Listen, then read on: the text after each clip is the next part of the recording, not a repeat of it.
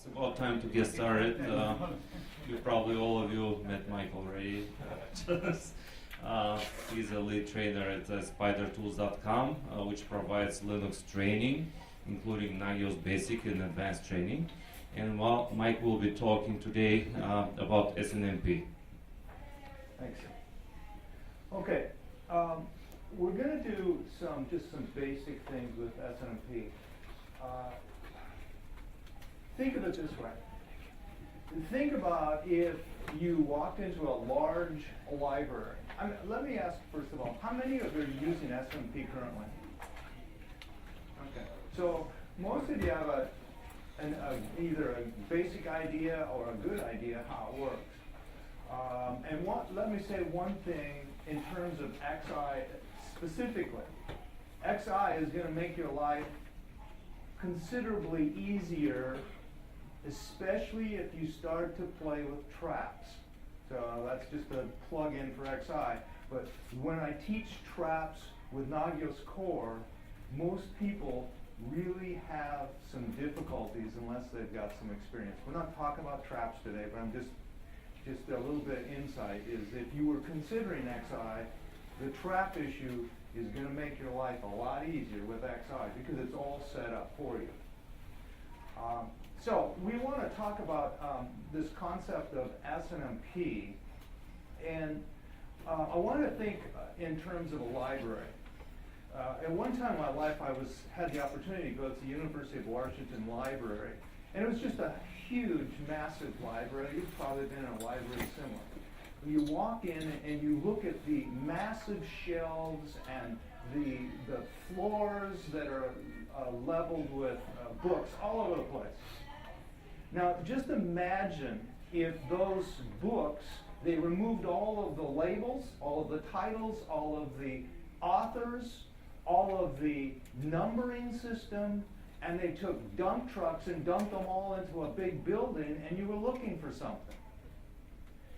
When most people start with SNMP, that's how they kind of see it, is this big jumble of stuff that's unreadable, unorganized, inefficient, and very intimidating. If you can switch your thinking a little bit and start thinking, if you're new to SNMP, if you can start thinking in terms of a library, you'll see that SNMP is very much organized similar to a library. So if you go to a large library, you walk in the doors and you immediately say, well, I'm looking for a book. Well, you're going to go to different sections. Let's say you're looking for a book on the Monitor in the Merrimack Civil War. Well, the first section you're going to go to is American history. And then you're going to go to Civil War. And you're going to start looking specifically for areas that are going to provide you this one book that's going to provide you the information that you're interested in. This is very much what SNMP does. It is this huge database. Now, depending on the device, depending on the MIBs, all the stuff that goes with it, you could have thousands, 10,000 of these books in this library. And they're not easy to read or easy to understand at times. But if you think of SNMP as a library, and so if you think about American history, here is a MIB, Management Information Base, and I'll talk about this a little bit more in a minute. But there is a section called MGMT. The numbering system that relates to it is .13612. You know that when you go into a library, you're looking for a book. In a big library, you don't walk around, wander. You might if you got days to waste. Usually, even in the old days, and some of us can remember the card catalog, Dewey Decimal System.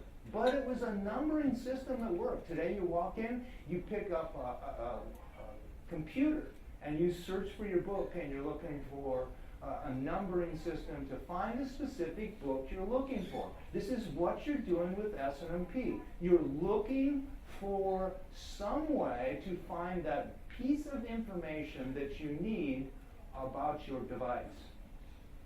So you may drill down a Civil War. Here's another MIB2. Now, MIB2 is really interesting because it is really focused on the network interfaces. As Nagios people, that's one of the things you're interested in.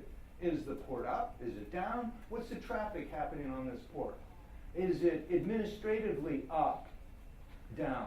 What's going on with this port? If it's a Cisco router, whatever it is, there's things you want to know, and MIB2 is where a lot of the things that you're interested in are going to be. And then you find an individual book. Now, when you look at this, let me come over here so I can talk about this a little better. When you look at this object, OID, object identifier, when you look at this, you're going to see, you see first of all the MIB. Think of the MIB as a category in a big library. So Disman event MIB, and then you have sys uptime instance. Now you notice that it's case sensitive. This is one of the things that can trip you up when you're trying to work with this, is to, if you forget that it's case sensitive, it's gonna mess you up when you're trying to search for things. So sys uptime instance time ticks, what you're gonna end up with is, hey, this server's been up for 9 hours, 30 minutes, etc. Now, if you take this object or book in the library, and if you were going to look it up in your card catalog or on your computer, you're going to look up a number or a title. You have both options. There's the title. There's the number. Now you can see that the numbering system is not intuitive. It just isn't. And this is one of the things that you're going to have to live with and not be intimidated by, because each object also comes with a number. And so if you think in terms of a library, when you go into a library, you are not intimidated by that Library of Congress number in front of that book. It doesn't seem to intimidate you at all. You also see the title of that book. But for some reason, when we come to SNMP, people are intimidated by the numbering system. It's the same thing as if you were in a library. Here is part of the numbering structure. It's a hierarchical tree. So it starts with .1, that's ISO, the organization that set it up, .org, DOD, where did Internet start? Department of Defense, and you see Internet underneath it. You start to see, oh yeah, there is some logic to this numbering system. And so you come down, and here you can see, I mentioned MIB2, there's the number there, management, and there's the management MIB there. This tree is not something initially that you need to worry about. Forget about the tree. It's not going to help you understand SNMP initially. What you're looking for is those individual books. Those individual pieces of information that will help you understand how to monitor what you want to monitor on that device. So here's that MIB2 section. Now again, if we think of MIB, Management Information Base, as a section, and underneath MIB2 there are additional sections. I mean, this is the kind of thing in this tree where you can keep on drilling down for almost ever. So you've got MIB 2.1, that's going to give you all your system information. And we're talking about the operating system, who's the contact, that kind of information. You've got IP access, IP addresses, that information. You've got MIB 2.2, which is interfaces. So every device you're looking at could have anywhere from 2 to 48 interfaces on it. You could be looking at VLANs. You could be looking at all kinds of different things. But it just to show you that these sections are just sections where you can help you hone down where the information that you need could be located. All right, so let's talk about management information base. Now, this is a section that really provides a map between the numeric object. OID is an object identifier, so when we talk about the numeric object identifier, what we're talking about is the number. So here is the numeric value. Now, are you going to remember this number? No, you're not going to remember that number. And it's not even important to you with Nagios until you set up your checks, and I'll explain that later. But here is the information that's the human text, IF. This is an interface description 2. So IF is we're going to know that, okay, IF interface, that makes sense. Description, yeah, this is something about some kind of interface. 2, well, my guess would be this would be the second device. And there you go. As you start to think about these devices, and they're going to have numerical values after them. So when you look at a management information base, a MIB, when somebody talks about a MIB, think about it as a category or a group of objects.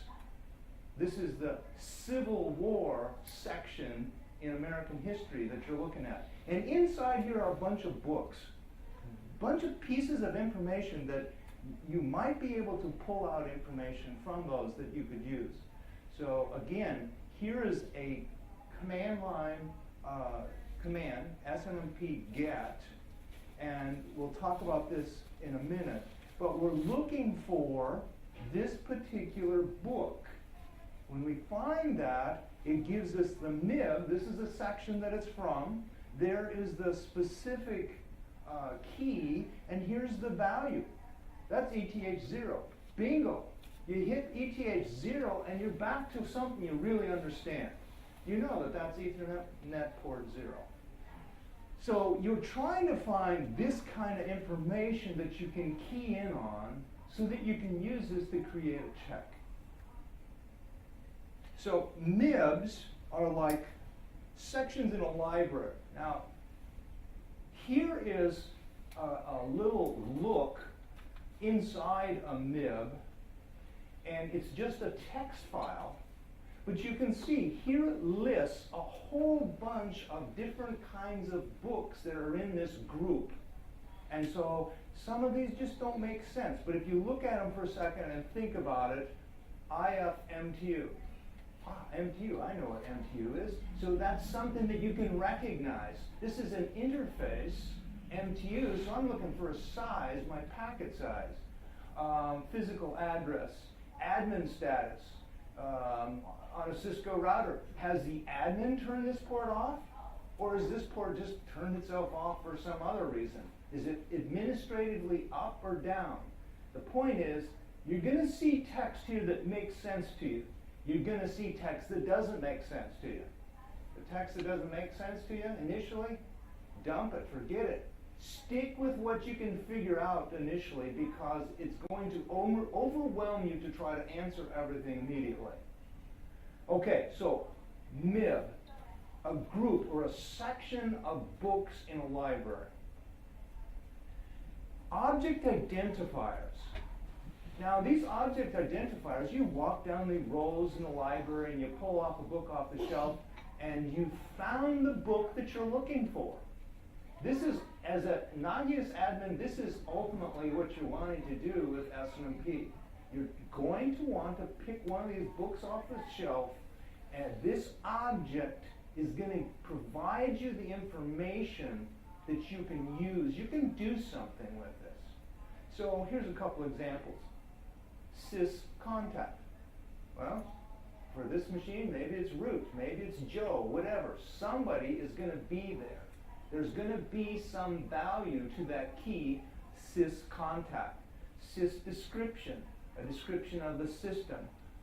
We looked at IF description 2, which is interface, system uptime instance. So each one of these books is just a small part of this very large library.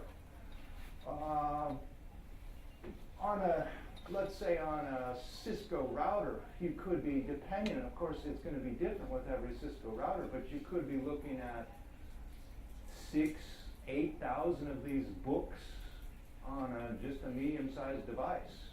And so even a Linux server, a Windows server, you could be looking at 3,000 to 6,000 to 8,000 of these books. Now, one thing to understand about these objects, all of this SNMP, there's an organization that just says, hey, this is the structure. So if you're a company and you build a piece of hardware that has a network card, you're building MIBs into your network card or your hardware.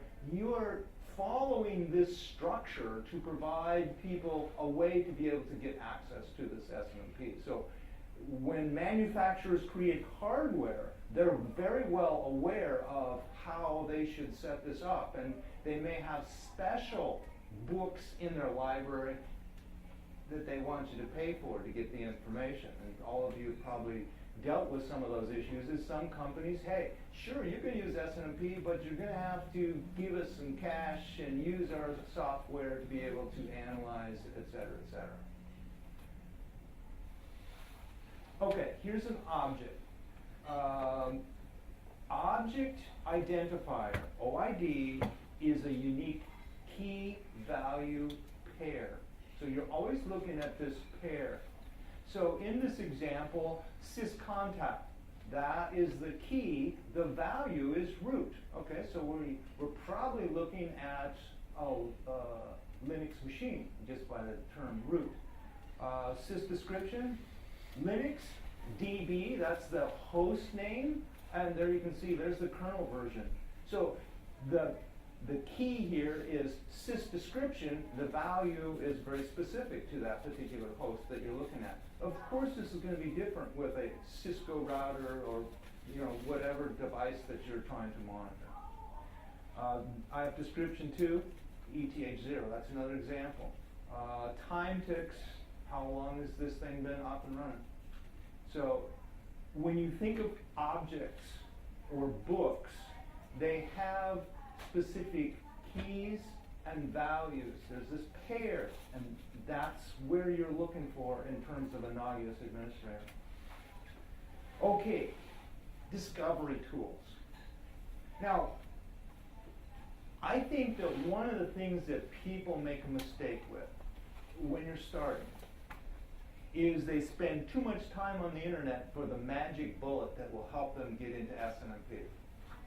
I would say, I have found myself that it's easier to go to the command line and get some basics and discover some things yourself, because it's not as bad as you think if you follow a couple rules, and depending on your device, you may not find anybody else has any help for it. For example, I had a student who worked in Spain, and their company ran all of the video cameras for the police department. So they had a lot, and they were going to monitor all of these with Nagios. Now, these were all TCP cameras, and you can imagine they had all kinds of issues that they had to deal with. They had security, they had to make sure that they were up, they had to make sure what kind of traffic was happening there. There's all kinds of issues that they wanted to monitor. And so when it came to the point to monitor these devices, they spent a lot of time searching the internet to find out these new devices, nobody knew anything about SNMP on these devices. So it's right back to the command line and doing it on your own. And that's one of the reasons I think it is good to have some very basic skills, because you may run into a device where you're not going to find an example out there on the internet. If you got a Cisco router, hey, you're in pretty good shape. But if you have some other weird device, you could be on your own. As much stuff is out there on the internet, you can be in some rough situation. So 2 tools here that I would recommend that you try to use. Now we're going to the command line. And so those are going to be some skills that you'll have to have. Before you can use that device to start discovery, you have to get permission. Now this is another thing that trips people up. So if you're looking at a Cisco router, typically you've got two things to allow permission.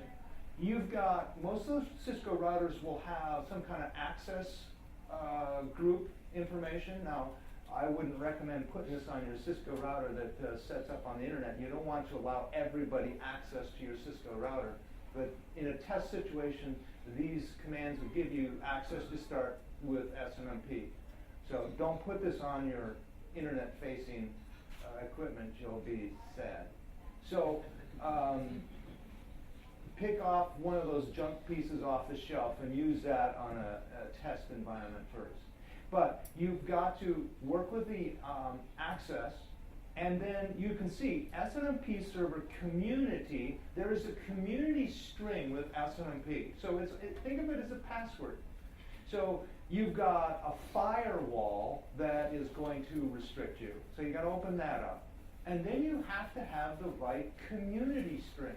Now, most devices come with a built-in community string public.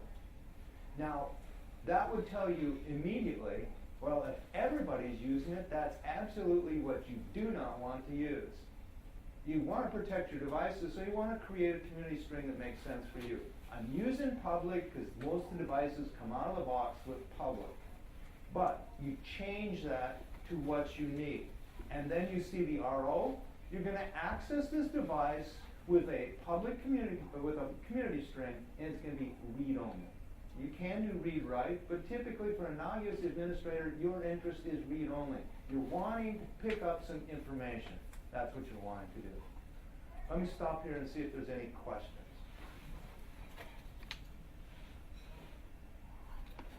Okay. Now, that's a typical Cisco router. Now, if you are looking at a Linux machine, well, of course, one of the things you're going to have to do, first of all, is install Linux, or not Linux, but net SNMP. It's a daemon. You have to put a daemon on the Linux box. Now, Windows, I don't even have an example of Windows. It's dead simple. You just turn on the daemon, set up your firewall, and you're good to go. And use your community string. But with Linux, you've got a few other things that you have to do, and there's just an example of just getting you an easy way in. This file that will be on your Linux box, once you install net SNMP, you go to etc SNMP, and there's a file there called snmpd.conf. This is the daemon configuration that's going to give access to whoever can scoop information about SNMP on this device.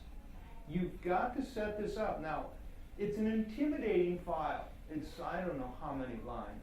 I can show you in a minute here. But it's lots of lines. Forget it. Just put 5 lines at the top, comment everything else out to start with. So what we're looking at here is com2sec, not config user. So that will be in there as an example. The things that you're changing is there's an IP address. So you're restricting access based on IP or subnet. You can put a subnet in there. And then public, there's your community string again. So this information is important because you've got to give yourself access. And then you've got 2 groups here. And you see that group, the first group is V1, so that's version 1 of SNMP. The second group is V2C, which is version 2 of SNMP. Now there is a version 3, but most of the devices that you're going to see are probably going to be related to 1 and 2 currently. And then the other thing that we want to do is we want to view all included .1. Now remember that tree I showed you where it started with .1 and then it just came all the way down and built? Well, what I'm trying to say is, hey, you want to see the whole tree on this device. You can limit that to specific aspects of the tree. But when you're setting this up initially, you're starting, you want to see everything. It's confusing, but you want to be able to get access to everything. So use a .1 so you can see everything. And then you've got this last line that you have to put in there for no authentication. Okay, so that'll give you some access. So the first thing you've got to do is access. And then we're going to look at a basic command. So once you have access, and by the way, on a Linux machine, if you set that up, remember it's a daemon, so you have to restart it. So service SNMPD restart. You got to get that thing running so that it will make connections. Now, here's a basic command. This is go to the command line, and this is just a treasure to get you started. SNMP walk. You're going to walk the tree. Now, you're going to walk the whole tree with this command. That means you're going to see everything. Now, this is going to be disturbing initially, but you'll see, hey, I've got access. That's your first success, is I can see something. So, SNMP walk is the command, -V, this is the version 2C. So we're looking at a device with version 2. -C is the community string. We're using public. Again, on your organization, change that public, make up something that is unique. Don't tell everybody on the planet about that, because it'll just help protect your system. And then an IP address. This is a simple command. Let's look at this in real life.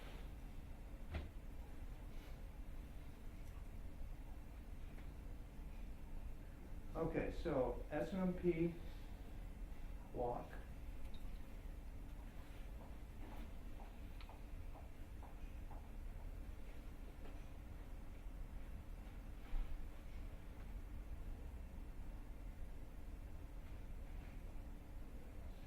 Now what I'm doing is, just if you're wondering, is this is running on a VMware, and I'm scanning my Linux laptop. So I'm picking up, that's how I'm picking these up. Okay, success. We got all kinds of stuff that's flowing across the screen, but this is what you want initially. You want to know that you've made connection and you can see all of these books. Now, hey, the disturbing thing is, there's a lot of stuff there you're not going to understand. If you don't understand it initially, hey, go on to what you do. Focus on what you can do instead of focusing on what you don't understand, because you'll spend a lot of time trying to figure out SNMP. There's lots of stuff to learn there. So that is the first key, is to be able to see the objects or books that are available in the library. This is like walking in the doors of a large library and saying, yeah, they got stuff here. That's what you're trying to do, is you're trying to get some access. So let's drill down with these commands and look at some ways to get better information. So here, we're using the same command, but we're going to restrict our command. So instead of getting 6,000 books listed, which we don't even understand, way over 5,000, then we're going to start drilling into a section. We know already that MIB-2 is a MIB that has information about interfaces. Well, let's drill down and see if we can find more information about interfaces.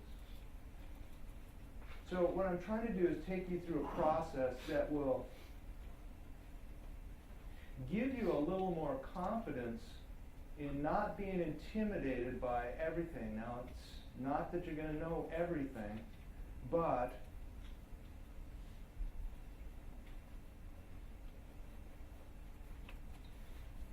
you'll see when we run this command, aha, we're getting a lot less information. And as we look at this information, we're starting to say, hey, listen, I'm not as dumb as I thought.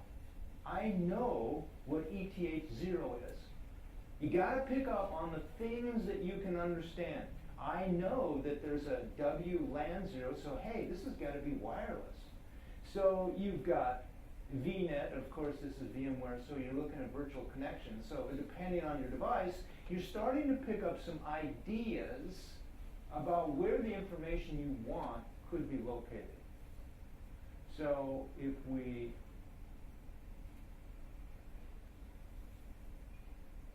drill down a little bit more, so here we're using SNMP walk, and we're looking at the community string, IP address. Here we're saying, okay, I want to pick out one MIB, and that's ifmib, and I want to pick out one book, ifdescription.2. So you can use SNMP walk to drill all the way down through the tree to find one book. Now, you do have to know some things to be able to, how are you going to know which MIB it's in? I understand that. I'll try to help you deal with that in a minute. But here we're taking a specific MIB, looking for a specific book.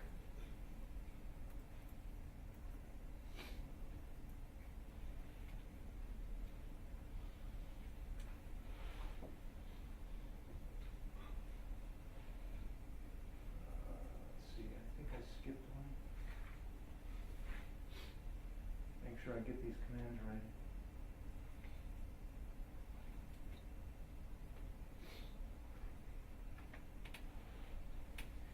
Case is important. That's one thing that you'll want to remember. So there we're looking for a specific book. Bingo.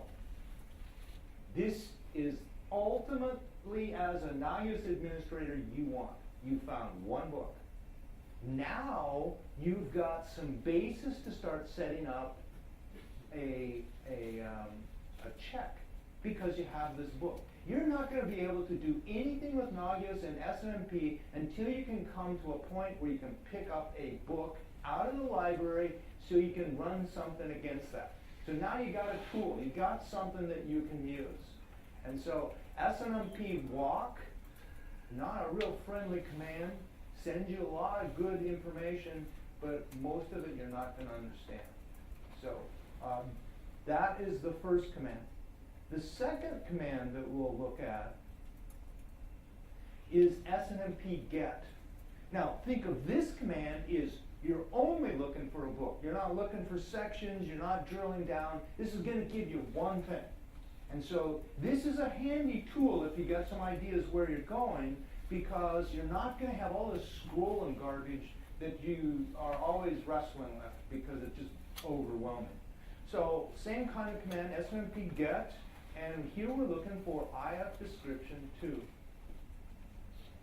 Let's show you a couple examples and then we'll. So all I'm doing is changing a few things here.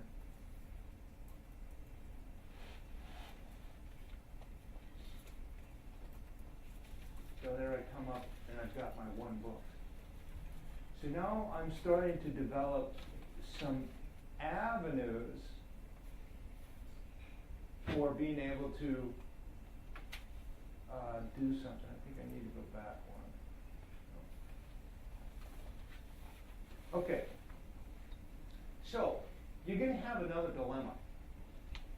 And remember we talked about these books, they all have human readable text. I know I have description too, it doesn't sound too human, but this is pretty close. So you've got that, and it also has a number. Now why in the world do you care about a number? Well, here's one reason. The number is only important in terms of Nagios, is that when you put it in your command, if you put the number in, Nagios does not have to translate that. If you put in the text, I have description 2, Nagios has to change that to a number. You're throwing away some resources. So one of the things that you want to do is use this SNMP get to translate so you have a number instead of the human readable text. Now, you're not going to go on a chart and dig through the thousands, probably millions, all of those books. You're not going to do that. But you have this valuable tool, SNMP get. dash capital O-N as options is going to return the numerical value. So let's see how that works. And this is one of the reasons I've showed you SNMP get, is because this is one of the great values, is now I have a number I can put in my Nagios command. This will save you resources, not a whole lot of resources. I'll show you how to save more resources with SNMP in a minute. Any questions at this point? Yeah, they're going to bring a microphone to you. Excuse me.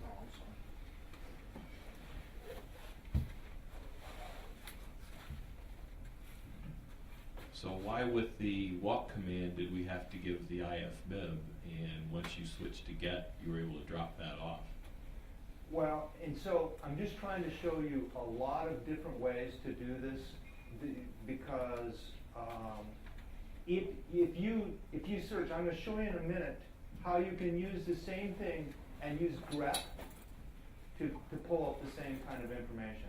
So this is maybe not a logical progression from the hardest to the easiest, but I'm just trying to show you variations so that you can see you can do it a lot of different ways. So you probably could have got away with it, especially if you use grep in that command, which I'll show you in a minute. So, any other questions? Okay. Okay, so we have a couple tools. If we run a command, we know that we can get all of this. Now, in my classes, one of the things that I always say when we come to SNMP is, if you're starting off, what I recommend is you run SNMP walk, and you can see in the bottom here, the arrow, creating a file. Just create a text file, and throw them all in there into a text file and print it off. Maybe you're going to have 30 pages, and maybe you're not going to understand 29 of those pages. But I'll tell you, you take a yellow marker and you start marking the things that you know, and you'd be surprised how it will take away some of that intimidation. Because there are some things you will know, but there will, of course, will be many things that you don't. So let me show you. So here you can see I have created this text file. So there's the text file. So now I have a text file. So I can print this off, and I can start looking for things that I do understand.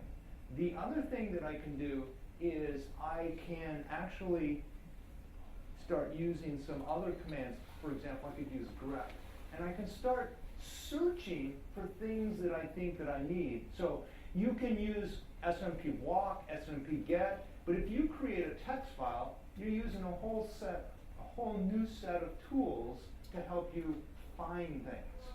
So this finding things is really the key here. Let me show you some examples.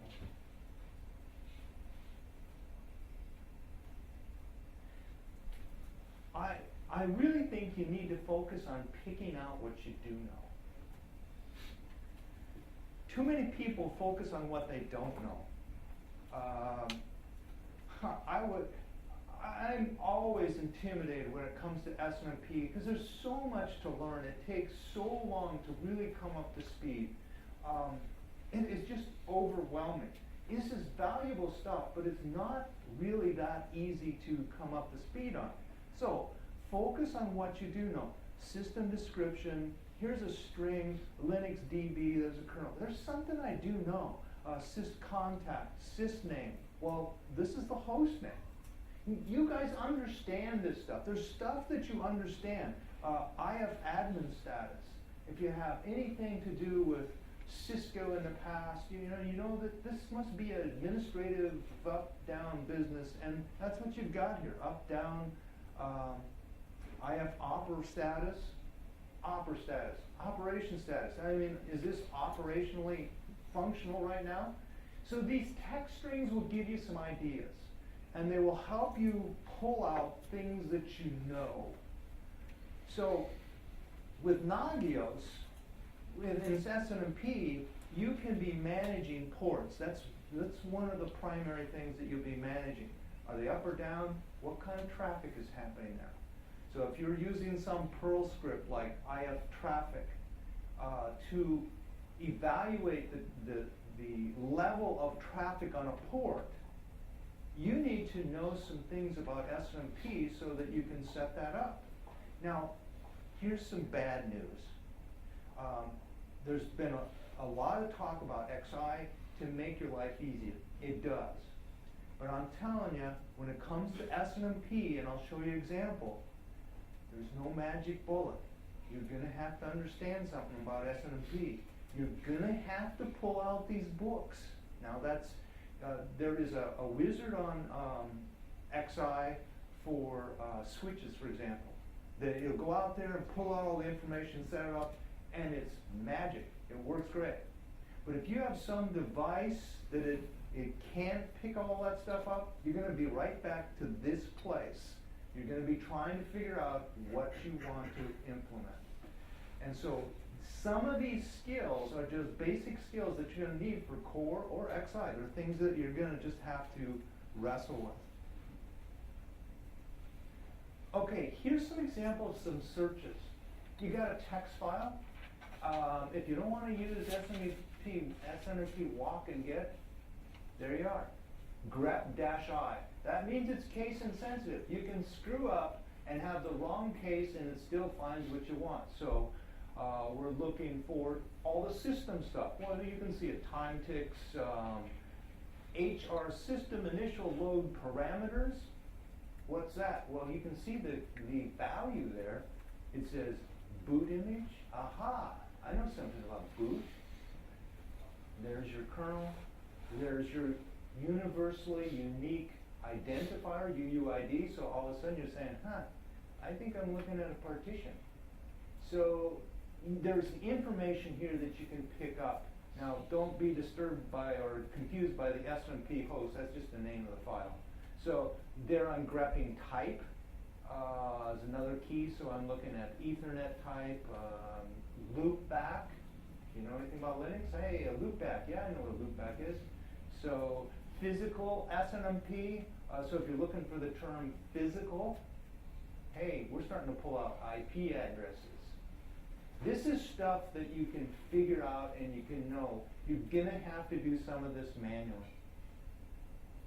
HR SW run name. Well, sheesh, I would never know what that was. But if you look at the values that come out of it, hey, I'm looking at processes that are running on that machine. So, as you do discovery, you will be able to discover things that you will be able to understand in this process. Okay, so now you found a book in the library. Okay, so we're all this to get to step one, or whatever analogy. But you got this book, you got this value. Now we need to do something with it. So as an administrator in Nagios, it's not just finding it, but you got to do something with it because you want to create some kind of check. So before you do that, there's a couple things you want to know about SNMP. We can think of SNMP with Nagios in terms of active, where Nagios is polling or actively requesting information about these books that you've discovered. Or we can think of it in terms of passive. This is what we're talking about when we're talking about traps. Say, take a Cisco router. Cisco routers typically have a number of traps. If a link goes down, there is a trap that what it does is the device says, hey, I got a problem, something's changed. I got a trap that fits with that. I need to send it somewhere. Well, you're going to have to configure your Nagios server to be able to accept that. Plus, you're going to have to set up your Cisco router to know what the host is that it should send it to. But that's the nature of a trap. A trap comes from the device at any time. Nagios has no idea when they're coming. They just show up, but it provides you information. You get a heads up. Hey, the fan is just quit on your Cisco router. or the temperature's rising, or you've got someone's trying to hack your router. All of those kinds of traps. So that's the idea of a trap. A trap, the device decides when to send the information and what information to send. Nagios is just sitting there waiting. Hey, give me the scoop. So that's a trap. So typically you can do either one. So the active polling is really what we're talking about, is finding a book and then going out there and trying to find information about that specific book. So one of the great plugins that you can use with SNMP is Check SNMP. Start with that. That plugin will help you figure out what you can do. Now, the best way I think to start is what I've talked about, is finding a few things that you can use and to discover, and then go into your plugins directory, and this is the same location on Nagios Core or XI, same plugin, and just run this command from the command line. Don't try to set up all of your plugins and find out, hey, I screwed up all 50 of them. Run them from the command line, because if they work from the command line, they're going to work whether it's XI or Core. So go to the command line and check these things out. So we're using check SNMP. There's our host. Public is our community string. -O, that's your object identifier. That's your book. IF admin status 2. So what's the administrative status on port number 2? That's what that's saying. So if this works, SNMP OK, 1, there's the MIB, IF MIB, that's the section or category, and there's your book. And so it gives you you know that if you put this into a command, a service description, etc., it's going to work and give you a green light that everything's okay. You're going to be checking that administratively that port is up. So that's good news. So this is another key that I want you to really think about, is using this command, this plugin from the command line. It's too confusing, I think, too often to be setting up, even if you're using wizards, all of that stuff can just be overwhelming. If you can get this to work, you're 99% way home. If you get this far and it comes back, you've just about made it. It's just doing a few things to make that happen. Any questions at this point?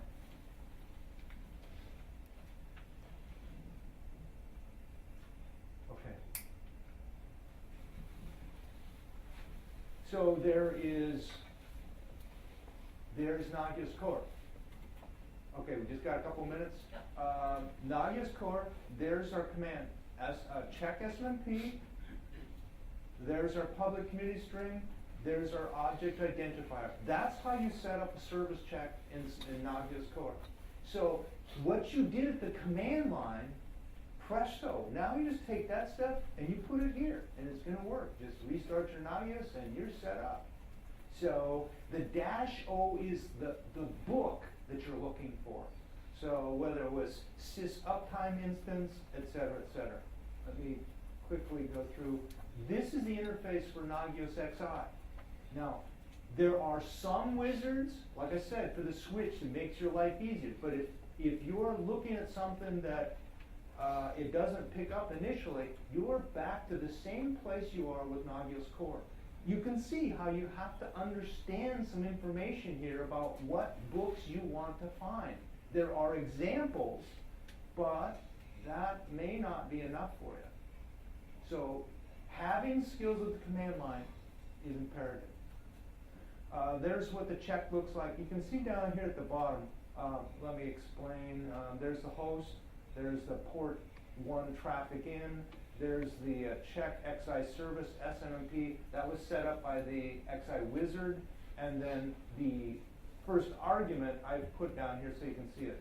IF in octets.1 public port 1, there's the MIB. The importance of putting the MIB in the command is really key. it saves a lot of resources on your Nagios box. If you don't list the MIB, Nagios opens up all the MIBs and searches through to find the one it needs. Save the resources, list the MIB, use the numerical values for your objects. That'll save you down the road. So as you start to scale, it's going to give you some options. There's what it looks like on XI. You can see a trap here too, and there's the results of a trap. The traps just come, and sometimes they're not overly, let me change it, they're too overly descriptive of stuff you don't really want to know, but that's just kind of what you got to deal with. Okay. Questions?